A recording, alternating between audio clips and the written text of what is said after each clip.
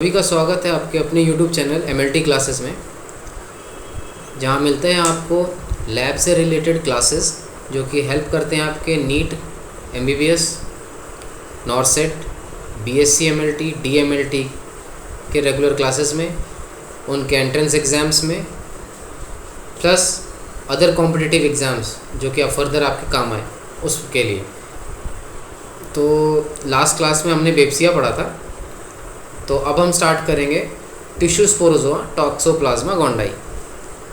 वैसे मैं आपको बता दूं, टॉक्सोप्लाज्मा के कई और सारे जो वेरिएंट्स हैं, बट इसमें हमें स्पेशल गोंडाई को ही ध्यान देना है बिकॉज गोंडाई ही सबसे ज़्यादा प्रिवलेंट है।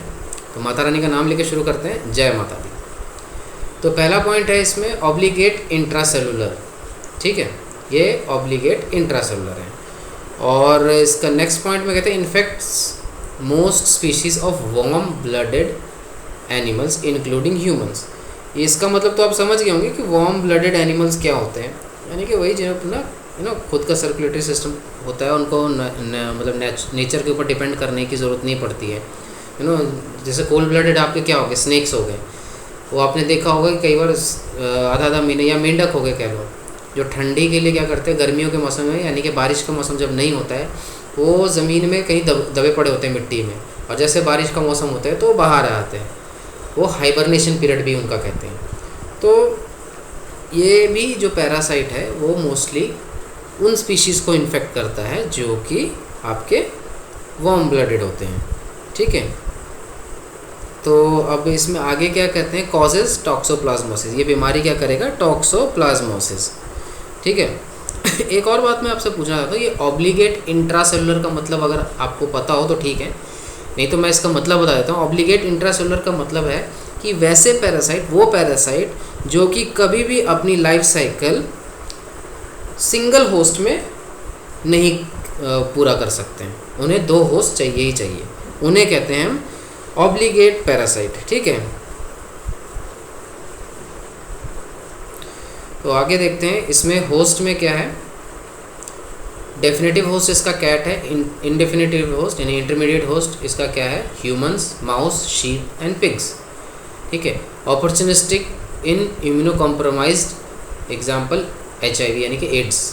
ठीक है, आपको एक ये भी क्वेश्चन पूछा जा सकता है कि अपॉर्चुनिस्टिक पैरासाइट्स के नाम बता दो, तो इसमें टॉक्सोप्लाज्मा गोंडाई भी है। ये आपका कैट का आप डायग्राम देख रहे होंगे, ये फ़ोटो है बेसिकली। ये जो डायग्राम में आप याद रखना, ठीक है, ये कैट खुले घास में मैदान में घूम रही है।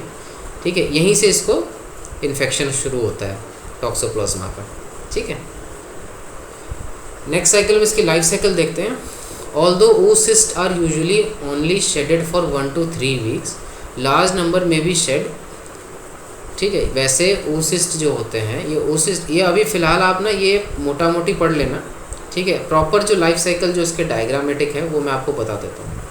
ठीक है, मैं आपको बाद में बता देता हूँ। लाइफ साइकिल में क्या है, although oocysts are usually shed for 1 to 3 weeks, large number में भी शेडेड। ये क्या है, अब 1 से 3 वीक्स में oocyst जो होता है, oocyst जो होता है वो शेड किया जाता है, और oocyst जो होता है वो 1 to 5 डेज लेता है टू स्पोरुलेट। ठीक है, यानी कि ये oocyst takes 1 to 5 days to sporulate in the environment and become infected, यानी कि फ्रेशली पास्ड oocyst कभी भी इन्फेक्टिव नहीं होगा। Intermediate host in nature become infected after ingesting यानी इंजेस्टेशन ऑफ सॉइल, वाटर और plant material contaminated with oocyst। ठीक है, यानी कि जो इंटरमीडिएट होस्ट होंगे उनके अंदर ये इन्फेक्शन तभी आएगा जब वो कंटामिनेटेड सॉइल, वाटर या कोई प्लांट का मटेरियल इनगल्फ कर लेंगे। ठीक है, इसमें आपके बर्ड्स एंड रोडेंट्स मतलब चूहे, छुछुंदर, ये सारे होते हैं ना, उन सबको हम रोडेंट्स में काउंट करते हैं। नेक्स्ट पॉइंट क्या कहता है, ये ना लाइफ साइकिल का जनरल पॉइंट्स है कुछ, जो कि आपको की पॉइंट्स याद रखने की बहुत ज़्यादा ज़रूरत है। ठीक है, इनमें से ही आपके कुछ MCQs भी बन जाते हैं एग्जाम्स में। नेक्स्ट पॉइंट है oocysts transform into tachyzoite after shortly after injection, यानी कि oocyst जो होता है, जैसे ही oocyst को आपका इंटरमीडिएट होस्ट निगल लेता है, इंजेस्ट कर लेता है, वो तुरंत टैकिजॉइड में कन्वर्ट हो जाता है। These tracheozoids localized in neural and muscle tissue and develop into tissue cyst bradyzoid. यानी कि जैसे ही ट्रैकीजॉइड बॉडी में जाता है वो न्यूरल या मसल टिश्यू में माइग्रेट कर जाता है और वहाँ जाके कन्वर्ट या डेवलप हो जाता है टिश्यू सिस्ट में, जिसे हम ब्रेडिजॉइड कहते हैं। कन्फ्यूजन तो नहीं क्रिएट हो रहा? क्लियर कर देता हूँ अगर हो रहा है तो। पहली बात, oocyst आपके सॉइल और वाटर में है। जो भी इनका इंटरमीडिएट होस्ट है, बर्ड या रोडेंट्स, उन्होंने क्या किया, वो कंटेमिनेटेड सॉइल या वाटर या प्लांट मटेरियल इंजेस्ट कर लिया। अब वो oocyst जो उसमें कंटेमिनेशन था, वो oocyst कन्वर्ट हो गया ट्रैकीजॉइड में immediately after the injection. Now वो ट्रैकीजॉइड जाके माइग्रेट कर जाएंगे न्यूरल और मसल टिश्यू में और वो कन्वर्ट हो जाएंगे ब्रेडिजॉइड में। तो यानी कि oocyst आफ्टर इंजेक्शन के तुरंत बाद oocyst ट्रैकीजॉइड बन गए और फिर ट्रैकीजॉइड, वही ट्रैकीजॉइड न्यूरल और मसल टिश्यू में माइग्रेट कर गए और वो बन गए ब्रेडिजॉइड में। तो क्लियर है ना, मसल और टिश्यू में होंगे तो ब्रेडिजॉइड और आफ्टर द इमीडिएट इंजेक्शन होंगे ट्रैकीजॉइड और इन नेचर होंगे oocyst। ठीक है, अगर आपको अभी भी डाउट हो तो रिवाइंड करके आप सुन लेना। नेक्स्ट पॉइंट है cats become infected after consuming intermediate host harbouring tissue cyst. Obviously बिल्ली जो होगी वो रोडेंट्स यानी कि वही कह लो चूहे और चिड़िया मार के खागी, तो उनके अंदर जो ये oocyst होंगे, उनके अंदर जो ये जो ब्रेडिजॉइड और ट्रैकोजॉइड्स होंगे वो कैट के अंदर चले जाएंगे, तो कैट भी इन्फेक्टेड होगी। नेक्स्ट पॉइंट क्या कहता है, कैट्स में also become infected directly by injection of sporulated oocyst। यानी कि जैसे बिल्ली का मैंने आपको बताया था इससे पहले, ये देखो ये मिट्टी में जहाँ तहाँ oocyst पड़े होंगे, स्पोरुलेटेड oocyst, और वही कैट जाके जैसे आपने देखा होगा आप इन्हें कुछ फेंक के दे दो खाने के लिए, वो ज़मीन में मिट्टी में पड़ा खा जाएंगी और उस मिट्टी से oocyst उनके अंदर चला गया। जैसे कि आपने कई बार नोटिस किया होगा, आप बिल्ली को दूध ज़मीन में फेंक के दे दो वो चाट लेती है, या कोई मछली फेंक के दे दो तो वो उठा के खा लेती है मिट्टी के साथ। तो उसके कारण उसके मिट्टी खाने से, या कह लो मछली जिसमें मिट्टी लगी हो, दूध जो कि ज़मीन पे गिरा हो, उसको चाट के खाने से बिल्ली के अंदर क्या होता है, oocyst डायरेक्टली चले जाते हैं, स्पोरुलेटेड oocyst डायरेक्टली चले जाते हैं।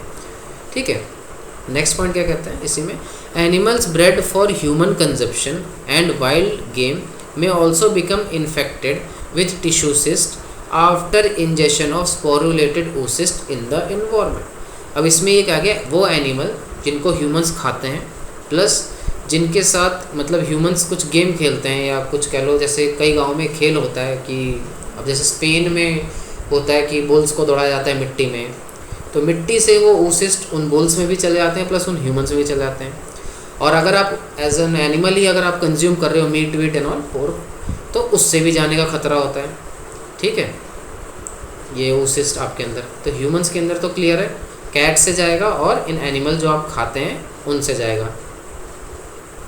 Next, human can become infected by several routes. पहला इसका पॉइंट है eating undercooked meat for of animal harbouring tissue cyst, यानी कि वही under cook properly cooked meat नहीं होगा।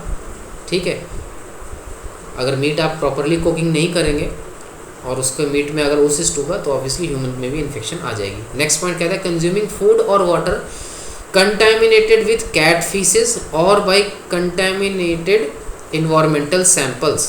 ठीक है, अब इसमें क्या कहा गया है कि ह्यूमंस अगर वो वैसा फूड एंड वाटर खा ले जो कंटामिनेटेड हो बिल्लियों के फीसेस से, पॉटी से, तो उससे भी ह्यूमंस को इन्फेक्शन होता है। अब इस ब्रैकेट में ये देखना लिखा है such as faecal contaminated soil और changing the litter box of a pet cat. इसमें कहने का मतलब ये है कि ऐसा सॉइल और वाटर या फूड जिसमें कैट का फीकल मैटर से कंटेमिनेटेड हो, ठीक है, उससे ह्यूमंस को इन्फेक्शन हो सकता है। या फिर आपने देखा होगा जो लोग बिल्ली पालते हैं फॉरेन कंट्रीज़ में, वो साफ़ सफाई का स्पेशल ध्यान रखते हैं कि अगर बिल्ली कहीं पॉटी करती है तो उसको प्रॉपरली डिस्पोज ऑफ करने का प्रॉपर रिस्पॉन्सिबिलिटी लेते हैं। तो उसमें वो क्या करते हैं, बिल्ली की जो पॉटी होती है वो एक लिटर बॉक्स में यानी किसी एक एनवेलप में डाल देते हैं, मतलब एक उठाने वाले किसी कंटेनर से, और वो डाल के फिर वो फेंक देते हैं। तो इस दौरान भी ये जो फीकल मैटर कंटेमिनेशन उनके हाथों में लग सकता है। अगर वो हाथ में प्रॉपरली ग्लव्स पहनेंगे तो चांसेस नहीं होती ह्यूमंस को इन्फेक्ट होने का। लेकिन अगर वो बेयर हैंडेड यानी कि नंगे हाथों अनप्रोटेक्टेड वो फीकल मैटर उठा के रखते हैं किसी पेपर से उठा के या किसी पॉलीथीन यूज़ करके, तो काफ़ी चांसेस होते हैं कि वो ओसिस्ट जो फीकल मैटर में है कैट के, वो ह्यूमंस के हाथों में भी लग जाए वो ओसिस्ट, और जब वो फर्दर अपना माउथ या नोज़ टच करे या कुछ खाएं बिना हाथ को धोए हुए, तो वो ओसिस्ट मैन भी इंजेस्ट कर लेता है और फर्दर वो मैन को भी इन्फेक्ट करते हैं। अगर क्लियर ना हो तो आप रिवाइंड करके सुन लेना, ठीक है।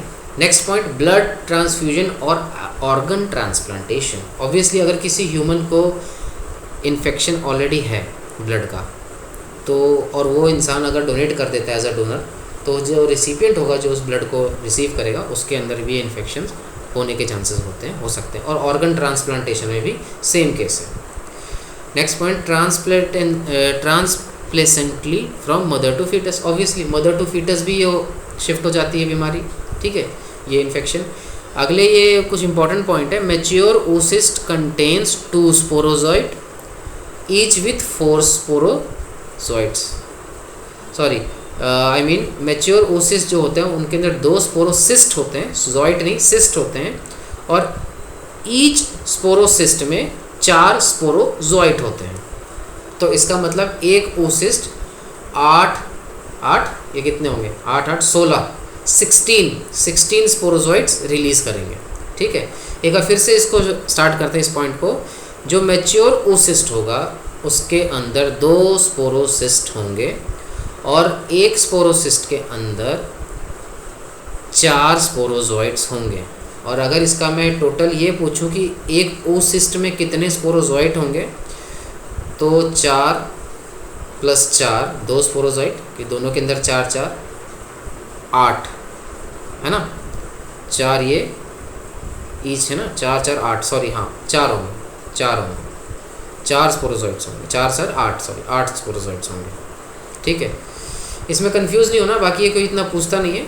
नेक्स्ट पॉइंट है, freshly passed oocyst is not infectious, it takes few days in soil and water to become infectious. ये पहले ही बता चुका हूँ, जो फ्रेशली पास्ड oocyst होता है वो इन्फेक्शियस नहीं होता है, उसे 1 से 5 दिन लगते हैं सॉइल एंड वाटर में ताकि वो इन्फेक्शियस हो सके, ठीक है। नेक्स्ट पॉइंट, ये देखिए यही बिल्ली है, जैसे आपके बेड पे चली जाती है, चढ़ जाती है, आपके काफ़ी हाउस होल्ड आइटम्स बर्तन को टच कर देती है, जिससे इन्फेक्शन मैन में भी आ जाते हैं, ठीक है। नेक्स्ट पॉइंट क्या कहते हैं, ये इनका लाइफ साइकिल है, इनको स्टडी हम शुरू करते हैं, ठीक है। अभी तक तो हमने जो पढ़ा था ये मोटा मोटी कुछ की पॉइंट्स थे, बोल्ड पॉइंट्स थे, जो लाइक MCQs में बड़े इंपॉर्टेंट होते हैं और लाइफ साइकिल को समझने में, याद रखने में इंपॉर्टेंट होते हैं। अब हम एक प्रॉपर इसका लाइफ साइकिल पढ़ते हैं, ठीक है। ये देखो, जो इन्फेक्टेड कैट होगा जिसके अंदर ऑलरेडी टॉक्सोप्लाज्मा का इन्फेक्शन चल रहा है, वो फीकल मैटर में oocyst रिलीज़ करेगी, ठीक है। वही oocyst कहीं ना कहीं, ये जो रैट होगा, रैट जगह जगह स्मेल करते हैं, और oocyst को अगर ये टच कर लेंगे तो इन रैट के अंदर भी आ जाएगा इन्फेक्शन, ठीक है। वही फिर अगर उसी oocyst को या उसी फीकल मैटर को अगर चिड़िया बर्ड्स ने टच कर दिया, बर्ड ने कहीं ना कहीं उसके कंटेमिनेशन को अगर खा लिया oocyst से इन्फेक्टेड, आप चाहे पेड़ पौधा कह लो, पानी मिट्टी कुछ भी कह लो, उनके कांटेक्ट में जैसे बर्ड्स और रैट आएंगे तो ये दोनों भी इन्फेक्टेड हो जाएंगे और इनके अंदर टिश्यू सिस्ट आ जाएंगे। और फिर इन्हीं इन्फेक्टेड रैट और बर्ड्स को जब कोई अदर कैट खाती है तब वो भी कैट अगेन इन्फेक्टेड हो जाती है टॉक्सोप्लाज्मोसिस में। ये तो एक साइकिल हो गया जो कहीं ना कहीं एनिमल और रोडेंट्स और बर्ड्स के बीच में है। अब हम बात करेंगे बर्ड्स से, कैट्स से ह्यूमंस में कैसे आता है infection. Okay, so next move करते हैं। अगर ये देखो यहाँ से फीकल जो मैटर है जिसमें oocyst है वो अगेन सॉइल में पड़े, जिससे सॉइल और वाटर कंटेमिनेट हो गया, यानी कि प्लांट्स और भी कुछ ना कुछ कंटेमिनेट हो गया। उसको अगर पिग्स बेसिकली फीकल मैटर्स ही ज़्यादातर खाते हैं, ठीक है। वो अगर उसको खा लें, ग्रास को या किसी को, या शीप भी है, अगर वो वैसे ग्रेविंग करने के लिए चरने के लिए जाती हैं और वो उसमें फीकल मैटर है जिस कैट का जो कि oocyst से इन्फेक्टेड है, तो वो oocyst पिग्स में और शीप में भी एंटर कर जाएंगे, जिनके अंदर अगेन टिश्यू सिस्ट कहीं ना कहीं पैदा हो जाएगा। और अगर इनका दूध या इनका प्रोडक्ट कुछ भी, या इनका डायरेक्टली मैं बोलूँ तो मीट इंसान खाता है अंडर कुक, तो अगेन ये इन्फेक्शन इंसानों में भी हो जाती है। एक तो ये हो गया एनिमल के रास्ते। अब अगेन ह्यूमन में एक और रास्ते से पहुंचता है, वो है कंटामिनेटेड फूड एंड वाटर। बिल्ली को हमने डोमेस्टिकेट किया हुआ है, सबसे बड़ा ट्रांसमिशन का कारण ही यही है। तो डोमेस्टिकेशन का मतलब है वो हमारे हर उस घर की चीज़ों में कांटेक्ट में रहेगी, टच में रहेगी, जिसको हम यूज़ करते हैं। जैसे मैंने आपको बताया, बेड हो गया, खाने पीने की चीज़ें होंगी, उनको वो मुंह लगाती है, पैर लगाती है। आपने कई रील्स में देखा होगा, वो कई बार जूठा करके छोड़ देती हैं, ठीक है। तो अगेन उसी कंटामिनेटेड जितने फूड एंड वाटर को ह्यूमन कंज्यूम करता है, जिसके अंदर ह्यूमन्स भी इन्फेक्टेड हो जाता है और ह्यूमन के अंदर भी टिश्यू सिस्ट कहीं ना कहीं जर्मिनेट होने लगते हैं। अब एक और बात बता दो, इसमें ब्लड ट्रांसफ्यूजन से भी ह्यूमन टू ह्यूमन ये इन्फेक्शन फैलता है, एक रीज़न ये है, ठीक है। अगर मैं पूछूँ इसका इन्फेक्टिव स्टेज क्या है, तो अगेन जो ये आपका स्पोरुलेटिंग सिस्ट है, टिश्यू सिस्ट है, उससे पहुंचता है। इसका डायग्नोस्टिक स्टेज क्या है, इसका डायग्नोस्टिक स्टेज हम आगे पढ़ेंगे कि इसमें क्या है हमारा, आखिर डायग्नोसिस हम कैसे करते हैं। इसका डायग्नोसिस बहुत वास्ट है, बहुत बड़ा है, ठीक है। आगे बढ़ते हैं, क्लिनिकल मैनिफेस्टेशन देखते हैं। आखिर एडल्ट्स में क्या होता है, इम्यूनो कॉम्पिटेंट होस्ट, उसके अंदर क्या होता है, वो बेसिकली जो इम्यूनिटी जिसकी अच्छी है वो 90% केसेस एसिम्टोमेटिक होते हैं, उसमें कोई सिम्टम्स नज़र ही नहीं आता। बट अगर आया किसी में तो उसमें सर्वाइकल लिम्फेडिनोपैथी आती है या फिर फ्लू लाइक इलनेस, ठीक है। फ्लू लाइक इलनेस आप समझते हो, नॉर्मल जो आपको कफ एंड कोल्ड या कह लो फ्लू होता है उसका जैसा सिम्टम्स आता है, ठीक है। और अगर मैं पूछूं कि ये लिम्फेडिनोपैथी होता क्या है, लिम्फेडिनोपैथी का मतलब होता है स्वोलन लिम्फ, जो आपके लिम्फ नोड है सर्वाइकल के पास, ठीक है। सर्वाइकल आप पॉइंट जानते होंगे ना, अगर नहीं जानते, अगर ऐसा कुछ एक बात बताता हूँ, अगर आपको लगता है कि मुझे बेसिक पॉइंट भी जो ऐसे क्लियर करने चाहिए तो लेट मी नो, मैं वो भी कर दूँगा, ठीक है। तो इसमें कोई झिझक की बात नहीं है, ठीक है। सर्वाइकल पॉइंट्स आपने देखा होगा, सर्वाइकल बोन होता है, अगर आपने वर्टेब्रा पढ़े होंगे तो सर्वाइकल बोन होता है यहाँ पे नेक के पास। तो इसके पास भी 2 ग्लैंड्स होते हैं, लिम्फ ग्लैंड्स होते हैं या कह लो लिम्फ्स होते हैं, लिम्फ नोड्स होते हैं, बेसिकली वो स्वोलन हो जाते हैं, यानी फूल जाते हैं। तो वही बोला गया मोस्ट कॉमन क्लिनिकल फीचर इम्यूनोकॉम्पिटेंट के अंदर है सर्वाइकल लिम्फोडेनोपैथी, यानी कि लिम्फ नोड्स फूल जाएंगे, या फिर फ्लू लाइक इलनेस। अगर कोई इम्यूनोकॉम्प्रोमाइज है, जिसकी इम्यूनिटी कम है, बेकार है, फालतू की इम्यूनिटी है, उसमें क्या होगा, CNS इन्वॉल्वमेंट हो जाएगा, सेंट्रल नर्वस सिस्टम पे डायरेक्ट अटैक होगा, उसमें एन्सेफेलोपैथी हो जाएगा, मेनिंजो एन्सेफेलाइटिस, ठीक है। इनका मतलब क्या होता है, एक बात ये भी आती है, ठीक है। एन्सेफेलाइटिस का मतलब पहले आप सुन लो। एन्सेफेलाइटिस का मतलब होता है कि ब्रेन जो होता है वो स्वेलन हो जाता है, यानी कि फूल जाता है, ठीक है। क्यों फूलता है, इन्फ्लेमेशन के कारण। अब इन्फ्लेमेशन में ऐसा क्या हो रहा है जो फूल रहा है, बेसिकली इन्फ्लामेट होगा तो ब्रेन या कह लो बॉडी अपने डिफेंस के लिए वहाँ पे काफ़ी सारी कह लो अपनी जितनी गामा ग्लोबुलिन से सबको सेंड करता है फॉर द प्रोटेक्शन। तो इससे क्या होता है, काफ़ी फ्लूइड बनता है, जिससे ब्रेन कहीं ना कहीं स्वेलन हो जाता है, ठीक है। तो इसमें हो गया मेनिंजो एन्सेफेलाइटिस, यानी कि ब्रेन का फूलना, क्योंकि पानी भर गया है, ठीक है, पानी भरने के कारण। तो एक तो आपको ये क्लीन हुआ, ठीक है। अगर अभी भी अगर क्लियर नहीं हुआ तो मैं आपको बता दूं, मेनिंजो एन्सेफेलाइटिस का मतलब होता है सरल भाषा में, देसी भाषा में, दिमाग का सूजना। कैसे, पानी भरने से, सिंपल। और एन्सेफेलोपैथी का मतलब होता है कि ऐसे कंडीशन जिसमें ब्रेन ढंग से काम नहीं कर रहा होगा, डिसफंक्शन करेगा, this is encephalopathy. Next point, retinochoroiditis pneumonitis या निमोनाइटिस, जो भी आप कहो इसको, इसका मतलब तो आप जानते ही होंगे। नीमो का मतलब आपका कहीं ना कहीं हो गया लंग्स का जो आपका होता है वो सिस्टम, यानी कि लंग्स का इन्फेक्शन या कह लो आपके लंग्स का इन्फ्लेमेशन, है ना। अब आगे बढ़ते हैं हम। In patient with HIV, toxoplasmic encephalitis is the most common cause of intracerebral mass lesion and is thought to usually be caused by reactivation of chronic infection, ठीक। इस पॉइंट को आप दोबारा एक बार पढ़ो, ठीक है, ताकि आपको समझ में आएगा कि इसका कहने का मतलब क्या है।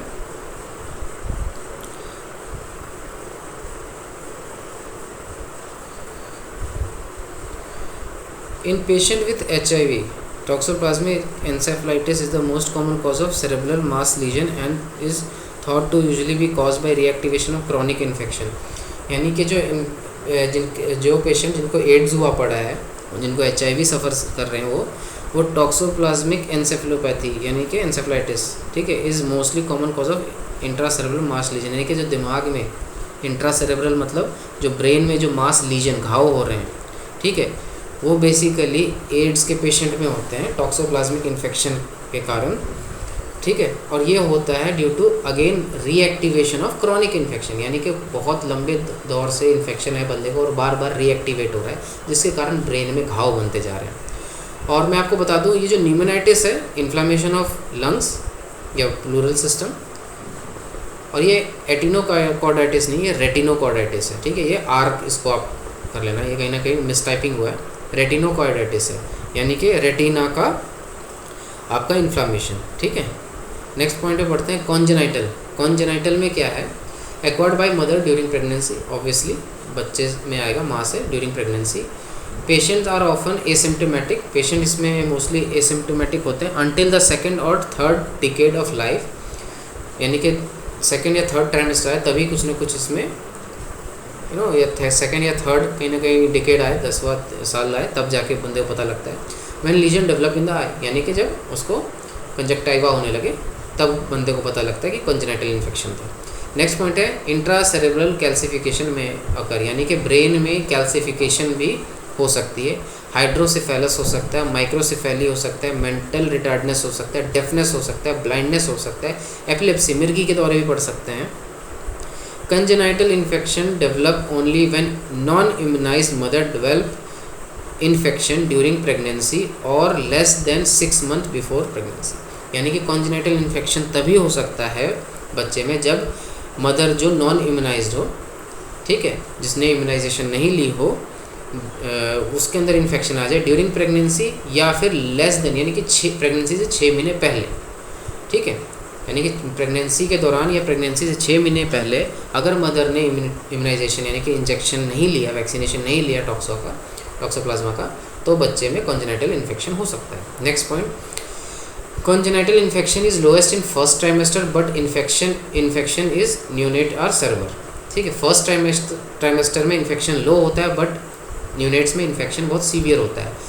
नेक्स्ट पॉइंट क्या कहता है, congenital infection is highest in third trimester but infection is not severely affected, यानी कि कंजेनिटल इन्फेक्शन थर्ड ट्राइमेस्टर में बहुत हाईएस्ट होता है लेकिन सीवियरिटी उसमें बहुत कम होती है, ठीक है। इसमें कंफ्यूज मत होना। एक इसका बहुत बड़ा पॉइंट है टॉर्च टेस्ट, जो हम बच्चों में करते हैं या कह लो मदर में करते हैं। Toxoplasma rubella CMV herpes detects IgM, ठीक है।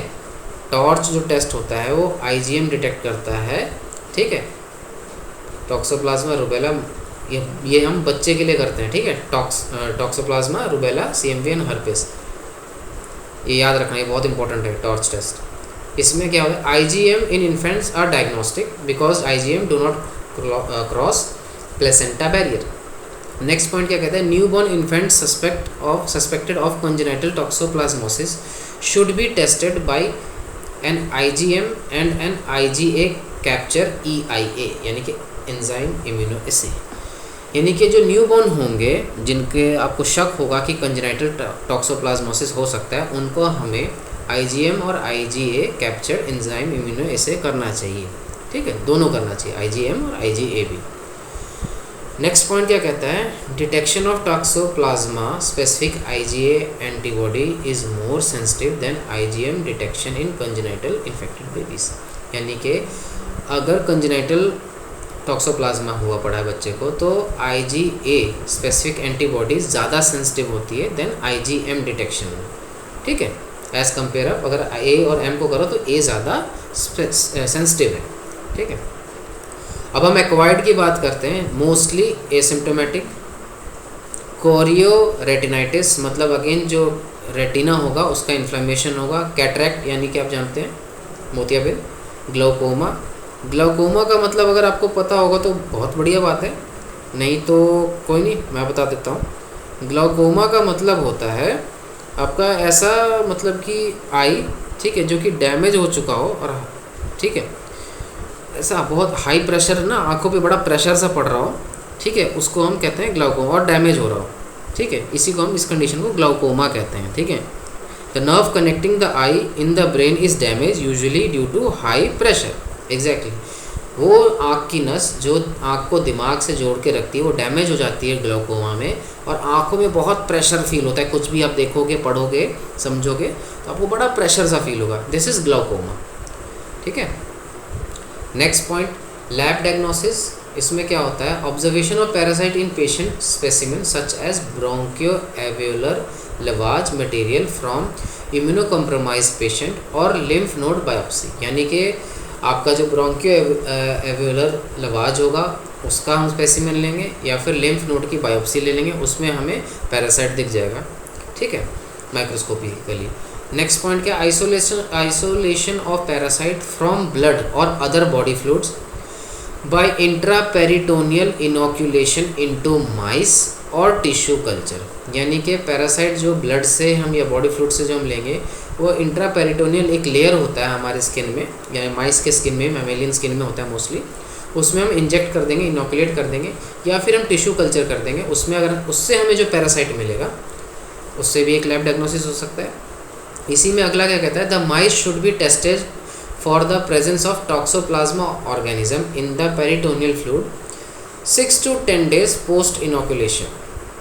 यानी कि अगर आप जो भी माइस यूज़ कर रहे हैं उसमें इनोकुलेशन देने से पहले 6 से 10 दिन पहले तक आप उसका चेक करेंगे कि वो कहीं उसको पहले से टॉक्सोप्लाज्मा तो नहीं है, बिकॉज हमने पहले पढ़ चुके हैं कि कई सारे माउस जो ज़मीन पे घूमते रहते हैं, इधर उधर नाक मुंह लगाते रहते हैं मिट्टी में, उन्हें कहीं खुद तो मिट्टी से नहीं ओसिस्ट का इन्फेक्शन हो चुका है ना। प्री इन्फेक्शन को डिटेक्ट करना ज़रूरी है आप जो भी एनिमल मॉडल यूज़ करेंगे। आगे इसमें कहा गया, if no organism are found serology can be perform on the animal 4 to 6 weeks post inoculation. यानी कि अगर कल्चर के लिए, यानी कि जब आप माइस में इनोकुलेट कर चुके हैं आप अपना स्पेसिमेन, और अगर रिजल्ट्स नहीं आ रहे हैं यानी कि नो ऑर्गेनिज्म मिल रहे हैं, तब आप उसी एनिमल का सीरोलॉजी करेंगे, वो भी 4 से 6 हफ्ते बाद इनोकुलेशन की, ठीक है। नेक्स्ट पॉइंट है, detection of parasite genetic material by PCR, obviously especially in detecting congenital infection in utero, यानी कि वर्म। यानी कि आप पीसीआर करेंगे जेनेटिक मटेरियल का, जो कि कॉन्जेनिटल इन्फेक्शन में ज़्यादा इंपॉर्टेंट है, वो वर्म में। वर्म से हम क्या करेंगे, एमनियोटिक फ्लूइड होता है, उसको ड्रॉ कर लेंगे और उससे हम पीसीआर करते हैं देखने के लिए कि कहीं टॉक्सोप्लाज्मा है तो नहीं बच्चे में। नेक्स्ट पॉइंट है, serological testing is in the routine method of diagnosis. Obviously serological आप टेस्ट भी कर सकते हो। सीरोलॉजी में ये क्या है, सीरोलॉजी में 2 पॉइंट बनते हैं, अगर आप आईजीजी डायग्नोस कर रहे हैं तो आप ये टेस्ट करेंगे, और अगर आप आईजीएम डायग्नोस कर रहे हैं, आईजीएम के थ्रू एंटीबॉडी डायग्नोस कर रहे हैं, तो आप ये टेस्ट करेंगे।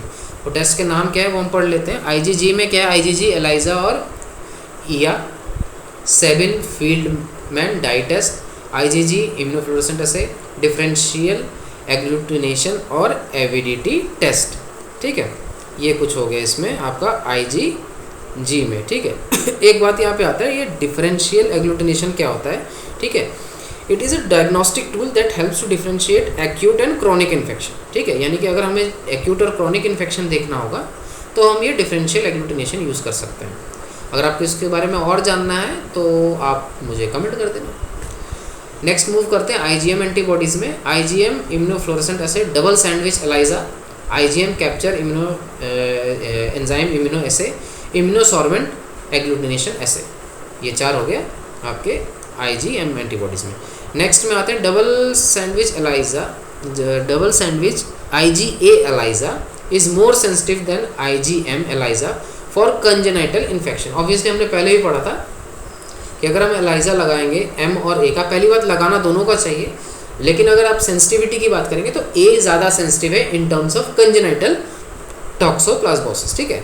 नेक्स्ट पॉइंट कहता है, persistence of maternal IgG beyond 6 to 10 months is indicative of infection in infant, यानी कि मैटरनल आईजीजी बॉडी यानी कि मदर की आईजीजी बॉडी 6 से 10 महीने से ज़्यादा अगर बच्चे में मिल जाए तो ये कंफर्म करता है कि बच्चे में कंजेनाइटल इन्फेक्शन ऑफ टॉक्सोप्लाज्मा है।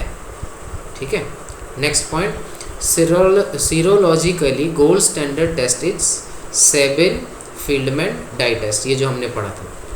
ठीक है, अगर कोई पूछेगा सीरोलॉजिकली गोल्ड टेस्ट क्या है टॉक्सोप्लाज्मा का, तो हम बोलेंगे सेबिन फील्डमैन डाई टेस्ट। ये एमसीक्यू में बहुत इंपॉर्टेंट है, आ भी चुका है कई बार। नेक्स्ट है Frenkel skin test denotes delayed hypersensitivity, यानी कि हम फ्रैंकल स्किन टेस्ट भी कर सकते हैं जिसमें हमें डिलेड हाइपर सेंसिटिविटी मिलेगी टॉक्सोप्लाज्मा के इन्फेक्शन में। नेक्स्ट पीसीआर, देखो मैंने बोला था PCR of the amniotic fluid to be detect B1 gene, यानी कि मैंने बोला था ना एमनियोटिक फ्लूइड हम देखते हैं पीसीआर में और उसमें B1 जीन देखेंगे। ये जीन क्या होता है B1 जीन, ये आप मुझे कमेंट बॉक्स करके बताना, ठीक है, कमेंट बॉक्स में कमेंट करके बताना, ठीक है। ये आप डायग्राम देख रहे हो, इसमें क्या क्या है, toxoplasma gondii tachyzoite stain with Giemsa from a smear of peritoneal fluid obtained from a laboratory inoculated mouse, यानी कि ये देखो ये सारे टॉक्सोप्लाज्मा के टैकिजॉइड्स हैं। ठीक है, ये सारे टैकिजॉइड है जिनको हमने जिम्जा में क्या किया है, स्टेन किया हुआ है। ठीक है, और ये जो होते हैं ये पेरिटोनियल फ्लूइड जो होता है ना, पेरिटोनियल फ्लूइड के अंदर थे जिनको ड्रॉ करके माउस में या कह लो माइस में, ठीक है, उसमें इंजेक्ट किया गया है और उसके बाद माइस से निकाल के हमने इसको स्टेनिंग वेनिंग एंड ऑल की हुई है। ठीक है, ये अब एक बात बता दूँ, यहाँ पे एक आया पेरिटोनियल फ्लूइड या कह रहे हो पेरिटोनियल, ये क्या होता है मैं इसके बारे में बता दूँ। ठीक है, ये हमारे एब्डोमिनल कैविटी में होती है, ऑर्गन्स में होती है। ठीक है, ये फ्लूइड, और ये फ्लूइड बेसिकली इसका काम ये होता है एक ऑर्गन और दूसरे ऑर्गन के बीच में लुब्रिकेशन प्रोवाइड करना। ठीक है, ताकि दोनों आपस में फ्रिक्शन से ख़राब ना हो। ठीक है, तो लुब्रिकेशन रहेगा तो जब भी ऑर्गन हिलेंगे तो रप्चर नहीं होंगे ऑर्गन, या कहीं ना कहीं उनमें फ्रिक्शन से कोई नेगेटिव इम्पैक्ट नहीं पड़ेगा। तो बेसिकली एक तरीके का आप ग्रीस समझ लो ऑर्गन के बीच का, देसी वर्ड। नेक्स्ट क्या है, toxoplasma gondii cyst in brain tissue stained with haematoxylin and eosin, ये ब्रेन टिश्यू का टॉक्सोप्लाज्मा का सिस्ट है जो HND से स्टेन हुआ है। ये क्या था, ये टैकिजॉइड है, क्रीसेंट शेप का या कह लो बनाना शेप का, और ये हमारा सिस्ट है जो कि राउंड शेप का है। नेक्स्ट में देख लो अनस्टेन्ड सिस्ट ऑफ टॉक्सोप्लाज्मा गोंडाई, जो स्टेन किया हुआ था ये तो हमने ये पढ़ लिया। जब स्टेन नहीं किया तो जो टॉक्सोप्लाज्मा का सिस्ट है वो कुछ इस तरीके का दिखता है। Toxoplasma gondii sporulated oocyst in an unstained wet mount. ठीक है, ये आपका oocyst है, स्पोरुलेटेड oocyst है अनस्टेन्ड वेट माउथ में। ठीक है, नेक्स्ट पॉइंट में क्या, unsporulated toxoplasma gondii oocyst in unstained mount. ठीक है, ये भी आपका देख लो कुछ इस तरीके से का दिख रहा है। ये स्पोरुलेटेड oocyst देखो ऐसा दिखता है, अनस्पोरुलेटेड oocyst ऐसा दिखता है। ठीक है, हमने पढ़ा था ना स्पोरुलेटेड oocyst के अंदर 2 स्पोरोसाइट होते हैं, स्पोरोसिस्ट होते हैं, सॉरी हाँ स्पोरोसिस्ट होते हैं, और इन्हीं दोनों के अंदर 4 स्पोरोजोइट होते हैं, है ना, ये जो हमने पहले पढ़ा था। ये देखो सीवियर एक्टिव रेटिनोकॉर्डाइटिस, ये है रेटिनोकॉर्डाइटिस, ये आप देख रहे हो, ये जो आपको जहाँ जहाँ मेरा कर्सर मूव कर रहा है ना, ये सारा ये हो गया है रेटिना का इन्फ्लामेशन, रेटिनोकॉर्डाइटिस जिसे हम कहते हैं। ये देखो ये रेटिनल नर्व है सारे जो कि कहीं ना कहीं रेटिना को ब्लड सप्लाई करते हैं, ये ब्रेन से आते हैं पीछे से। ठीक है, और यहाँ पे इन्फ्लेमेशन हो रखा है। सो मैं आपसे इतना कहूँगा, आप भले जितने कैट लवर्स हैं जिन्होंने कैट पाले हुए हैं, मैं उनसे उतने रिस्पेक्ट करता हूँ। पहली बात कि जो एनिमल घर पे अपने रखते हैं, अच्छी बात है आप रखिए, बट उनका प्रॉपर ध्यान रखिए जिससे बीमारी उन्हें भी ना हो और आपको भी ना हो और आपसे किसी और को भी ना हो। ठीक है, तो अगर आप इस चीज़ का ध्यान रखते हैं तो बढ़िया है। बाकी उनको डोमेस्टिकेट कीजिए, उनके लिए आप प्रोफाइलैक्सिस बेसिकली मैं बोलूँ तो इतना ही कर सकते हैं कि पहली बात किसी भी एनिमल को डोमेस्टिकेट मत कीजिए अगर आप उसको प्रॉपरली ध्यान नहीं रख सकते हैं तो। और अगर आप रख रहे हैं तो प्लीज़ उन कैट का या डॉग जो भी है, आप उनका एक प्रॉपर एरिया उनको निर्धारित कर दीजिए, डिसाइड कर दीजिए कि वो उतने में ही रहें, उससे ज़्यादा बाहर ना आए, या कह लीजिए हर चीज़ों पे वो छलांग ना मारे। ये बिल्ली आप देख रहे हैं कहीं ना कहीं सोफ़ा सेट पे, बेड पे, किचन में, डाइनिंग टेबल पे, बच्चों के साथ, बड़े बुज़ुर्गों के साथ, सबके साथ इंटरेक्ट करते हैं ये जितने पेट्स हैं डोमेस्टिक, सोते भी हैं, खाते भी हैं। तो ये चीज़ नहीं होनी चाहिए, ये चीज़ आप अवॉइड करें।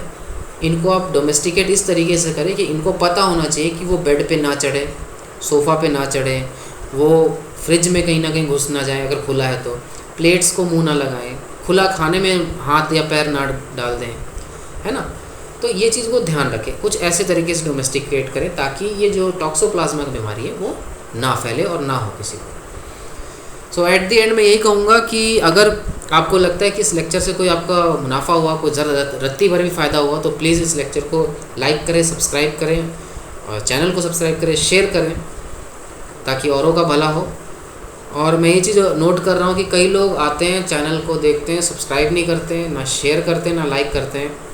बेसिकली आपके लाइक और शेयर करने से मुझे मोटिवेशन मिलता है और इस बात की एश्योरेंस मिलती है कि मैं जो लेक्चर तैयार कर रहा हूँ, जो मेहनत कर रहा हूँ, वो बहुत अच्छा जा रहा है और आपके फ़ायदे का जा रहा है। So please keep motivating me bye liking, sharing and subscribing. Thank you very much.